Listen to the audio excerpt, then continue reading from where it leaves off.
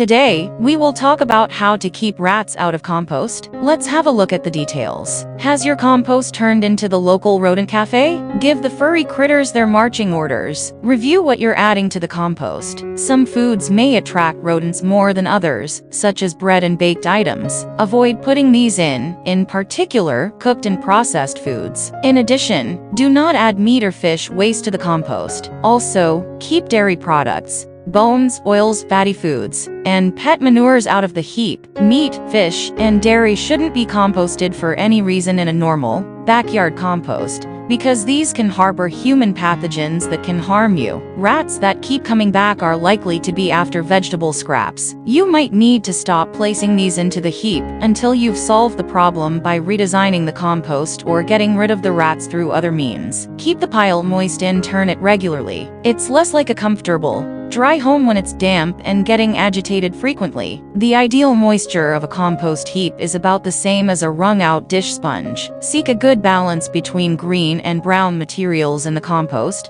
to maintain a decent level of moisture. Add water if the heap becomes too dry. Materials high in carbon, such as dry leaves or dead plants, placed at the bottom of the compost pile and lining the walls of the bin can improve airflow, control odor, and help with drainage. Just be sure to keep this brown material moist. Visit frequently. Rats and mice are shy when it comes to human disturbance, so daily visits from you can be a good deterrent in itself. Review the design of the compost. If the compost isn't turning vegetable waste into something less attractive to rodents within 24 to 48 hours, the design of the compost needs to be changed. You might need more nitrogen, more bulk to ensure that the compost is heating up enough, smaller compost scraps, and more moisture. A hot compost method is more likely to deter rodents than a cold compost method. Bury food waste deeply. If rodents seem to be feasting, make it hard for them to get to the tastier morsels,